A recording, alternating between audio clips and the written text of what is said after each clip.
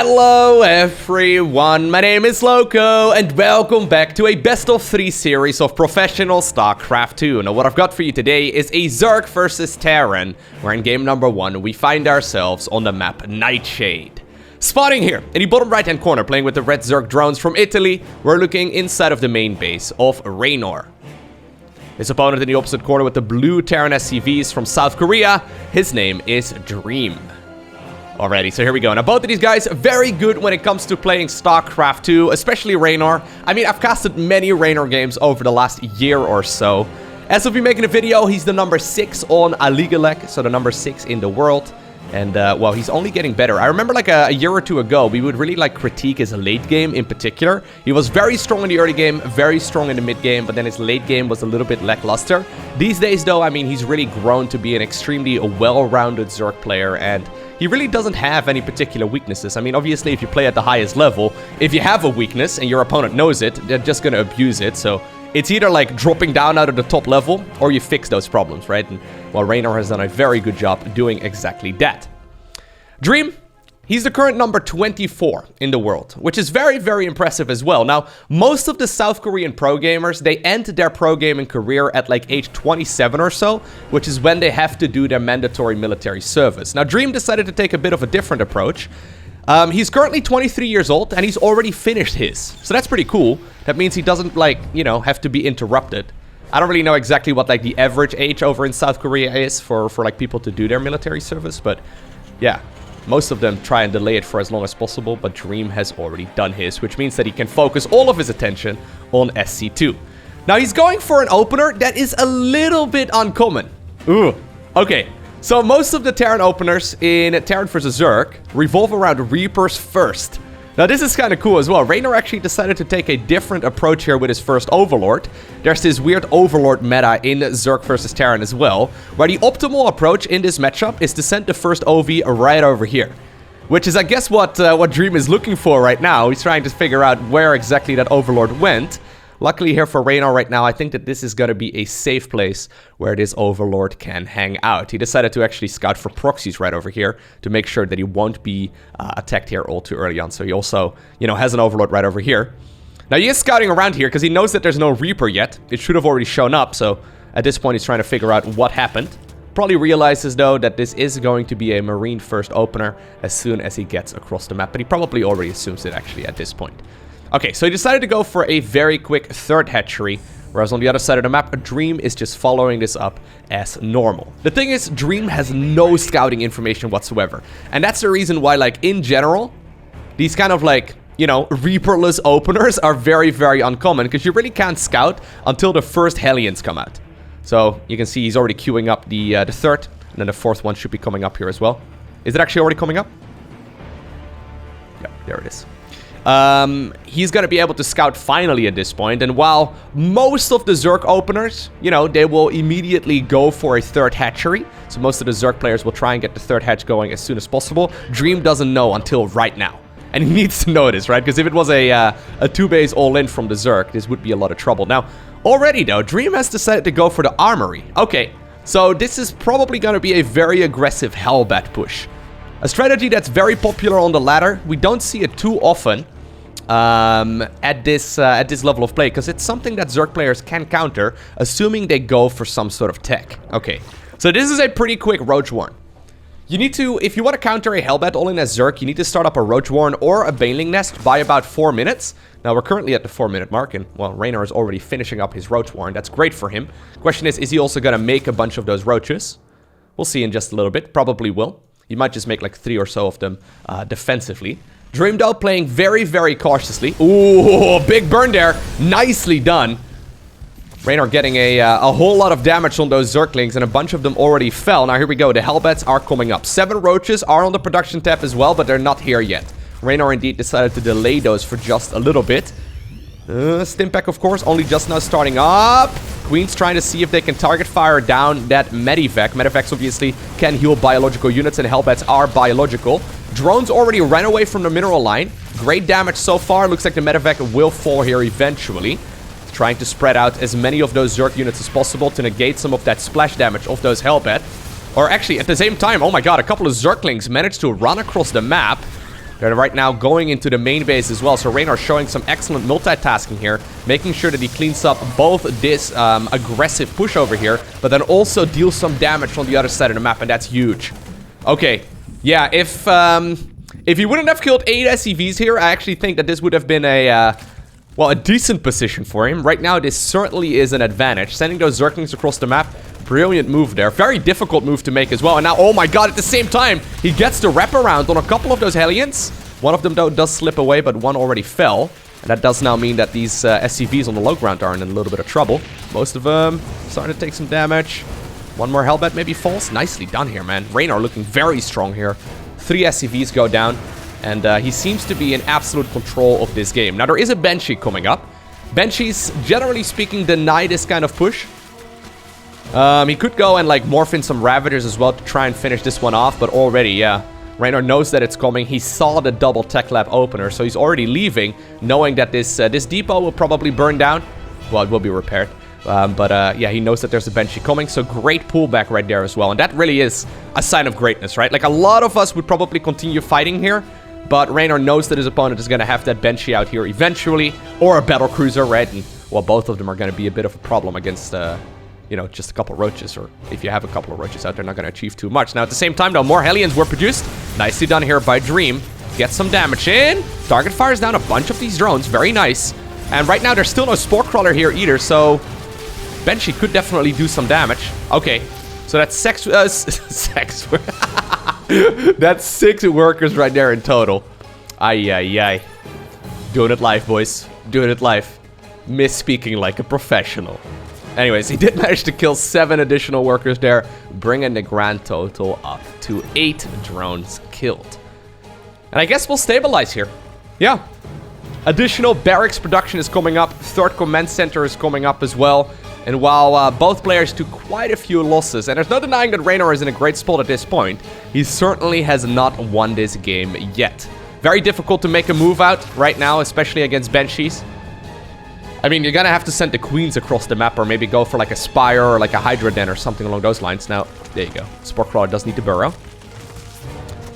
These Banshees really are keeping the Zerg player pinned back, which is also, you know, why Dream is not like diving into the mineral line. Because as soon as these Banshees are gone, I mean, the Zerg player is gonna just walk across the map. In the meantime, a Liberator will send across too. Now, I like this. That one should be able to get a couple of kills. There we go. And at the same time, the Banshees also now pushed in, knowing that the Queens would be running on over towards the 3rd base instead. And this is all just buying a lot of time, right? So Dream, he needs a lot of time. He's gonna have those mules to mine additional resources. Already, though, ooh, I like this. Reynor actually sending a hit squad of Queens across the map. They get one of the Banshees. Nice job there, Karen. Karen, Margaret, and Brenda, the knitting crew. They're very slow. They were born during the Golden Age, or not the Golden Age, look. the greatest generation. I don't know, man. Anyways, they're going across the map. This is pretty cool, actually. We don't see a lot of Queen marches in the Terran versus Zerg matchup. This will allow Reynor to get those Queens to help out in the battle as well. And that's going to be very helpful against the Banshee. And you know what? I think there might just be a little bit too much Zerg here. Reynor splits off a few Roaches, goes after the siege tank. That one gets biled down. Karen, I mean, shooting away a couple of those spines at the orbital command. The Banshee is going to be forced into the main base instead. At the same time, by the way, also 11 drones ended up going down here. I think that may have been a couple of, you know, maybe like that Liberator or something, like dealing a little bit more damage there. But regardless, it does not matter. Reynor obtains the victory here in game number 1. Alrighty, so here we go. Game number 2, we find ourselves on Simulacrum. I gotta say, I really like that little push there with the Queens. The thing is, going for a Queen March, it's not standard in Terran vs. Zerg. We don't really see Queen Marches in Terran vs. Zerg because, well, Terran has about a million different ways to kill Queens. We see it quite a bit in Zerg vs. Protoss when Protoss opens up with a Stargate. But Reynor decided, you know what, the only unit that's really keeping you in this game right now is going to be that Banshee. So I'll tech up towards the lair, get myself an Overseer, and then send 3 of those Queens with energy across the map. And we'll see how you deal with that. Well, turns out a Dream could not achieve all too much there. So we'll see what ends up going down here on Simulacrum. This map in general does not really allow those kinds of Queen Marches very easily because of those ramps. So you only really have ramps that lead up towards that high ground. And whenever you can control the high ground, I mean, it makes the defense significantly easier. Insert Star Wars joke here. Anyways, yeah, this map is, generally speaking, right now a very macro-focused one. Although, obviously, in Terran vs. Zerg, especially, one slip-up. And this goes for most of StarCraft, but one slip-up, and it might just be GG right then and there.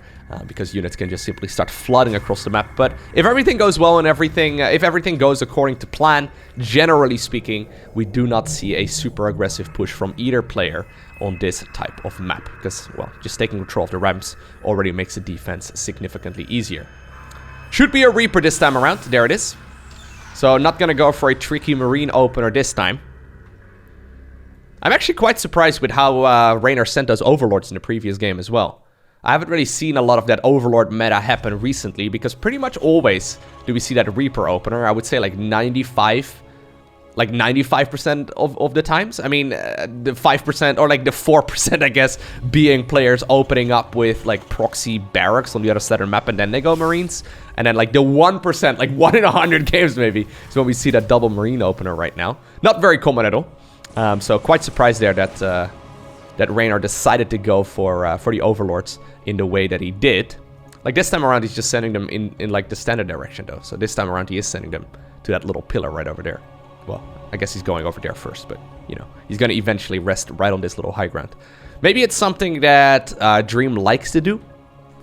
Something definitely that I'll try and remember, and we'll keep an eye out in future games as well if that's something he would like to do more often. Nice little bit of harassment here though. Not expecting to get a whole lot of damage done, but forcing three of them right now. It's really, really nice. Not bad at all. Third hatchery finally does come up pretty late here as well. So this is why that opener is so powerful, right? You can force a couple of those structures, and while it doesn't cost that much, 54 resources is like, you know, half the cost of a Reaper. So that Reaper pretty much already paid for itself. It delayed the third hatchery right now. Plus, it's still alive. It can still scout a little while later. There's very little reason to go for anything but a Reaper opener. Just scouting around, making sure you know everything is super, super nice.